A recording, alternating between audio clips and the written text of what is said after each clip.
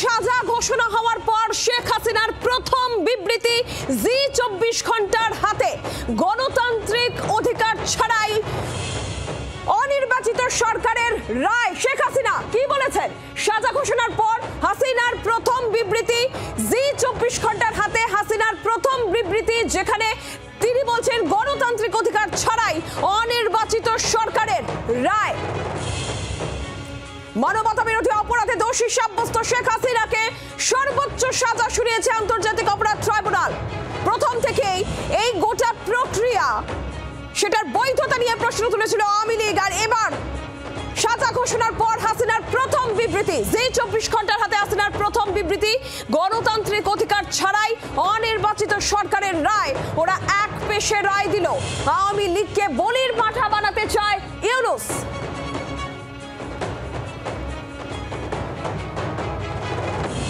জি 24 ঘন্টার হাতে সাজা ঘোষণার পর শেখ হাসিনার প্রথম বিবৃতি গণতান্ত্রিক অধিকার ছাড়াই অনির্বাচিত সরকারের রায়, এক পেশের রায়। আওয়ামী লীগকে বলির পাঠা বানাতে চায় ইউনূস, বক্তব্য শেখ হাসিনা। আমরা প্রথম থেকেই দেখেছি এই যে আন্তর্জাতিক অপরাধ ট্রাইব্যুনাল শেখ হাসিনার বিরুদ্ধে যে অভিযোগ এসেছিল, মানবতা বিরোধী অপরাধের অভিযোগ, 5টি অভিযোগ, সেই গোটা প্রক্রিয়ার বৈধতা নিয়েই প্রশ্ন তুলেছিল আওয়ামী লীগ।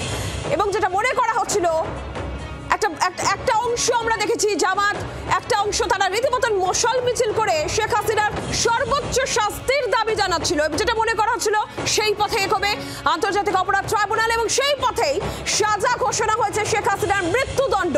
আর এবার জি 24 ঘন্টার হাতে শেখ হাসিনার প্রথম বিবৃতি সাজা ঘোষণার পর, যেখানে তিনি বলছেন যে গণতান্ত্রিক অধিকার ছাড়াই অনির্বাচিত সরকারের রায়। সৈকত আইন আরো বিস্তারিত জানাবেন। সৈকত,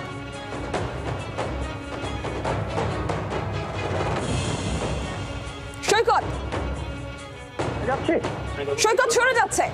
হ্যাঁ, ইউনূস প্রশাসন একটি অগণতান্ত্রিক সরকার চালাচ্ছে এবং ইউনূস প্রশাসনের কোনো বৈধতা নেই। যে সরকার কোনো নির্বাচনের মাধ্যমে জিতে আসেনি, সেই সরকার তারা নিজেদের একেবারে মন মতো আচরণ করে একটি আন্তর্জাতিক অপরাধ ট্রাইব্যুনালের মাধ্যমে যে সাজা শুনিয়েছে, সেটা একেবারেই বৈধ নয়। কারণ তার পক্ষে তিনি যেটা বারবার করে বলছেন যে যেহেতু এটি একটি নির্বাচিত সরকার নয় এবং যে গণ অভ্যুত্থানের কথা বলা হচ্ছে সেটা সম্পূর্ণভাবে প্রি প্ল্যান্ড একটি পরিকল্পনা ইউনূসদের, ফলে স্বাভাবিকভাবেই সেই ট্রাইব্যুনালে এক পক্ষের তরফে সওয়ালে করে তার কোনো জবাব না নিয়ে, পক্ষান্তরে আত্মপক্ষ সমর্থন না করে যে রায় দেওয়া হয়েছে, সেটা কিন্তু বলা যেতে পারে বিবেচনার অধীন, এবং বলা যেতে পারে যে এর কোনো বৈধতা নেই বলে শেখ হাসিনা দাবি করছেন। স্বাভাবিকভাবে যেটা নিয়ে আমরা বারবার করে বলছি, এবং শেখ হাসিনাও কিন্তু একই দাবি করলেন, তিনি যেটা পরিষ্কার করে বলার চেষ্টা করলেন যে এই রায়ের কোনো বৈধতা নেই এবং এই রায়কে তিনি মানছেন না।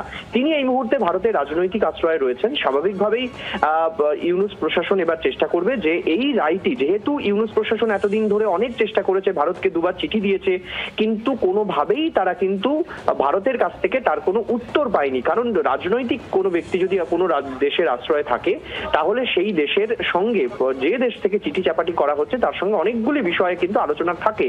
এবং যেহেতু তার বিরুদ্ধে মানবতা বিরোধী অপরাধে তাকে এবার মৃত্যুদণ্ডের সাজা শোনানো হয়েছে, ফলে আদালতের রায়কে সামনে রেখে কিন্তু ভারতের উপর চাপ সৃষ্টি করা হতে পারে। কিন্তু এখন এই মুহূর্তে শেখ হাসিনা, বাংলাদেশ আওয়ামী লীগের পক্ষ থেকে যেটা পরিষ্কার করে বুঝিয়ে দেওয়া হলো বা বলে দেওয়া হলো শেখ হাসিনার বিবৃতি দিয়ে, সেটা হচ্ছে যে তিনি এই রায়কে মান্যতা দিচ্ছেন না। ফলে একজন যার বিরুদ্ধে অভিযোগ, তিনি যদি সেই রায়কে মান্যতা না দেন, স্বাভাবিকভাবেই তিনি হয়তো আগামী দিনে এই রায়কে চ্যালেঞ্জ করতে পারেন।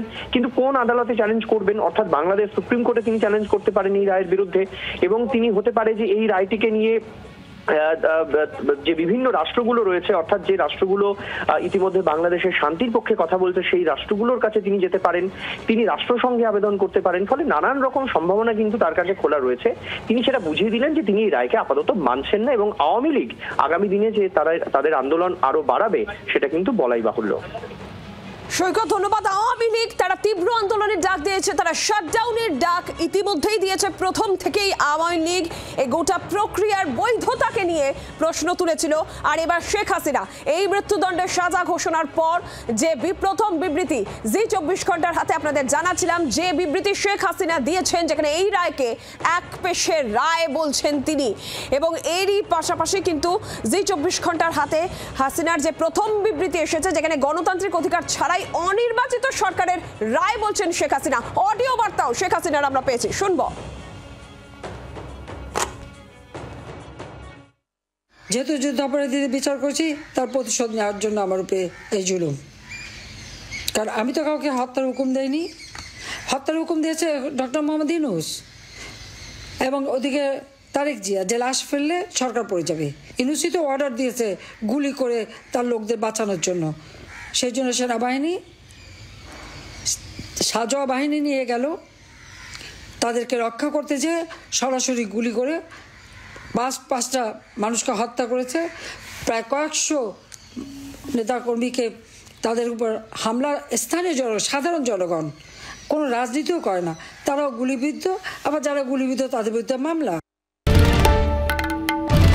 বাংলার আওয়াজ, বাঙালির আবেগ, জি 24 ঘন্টা।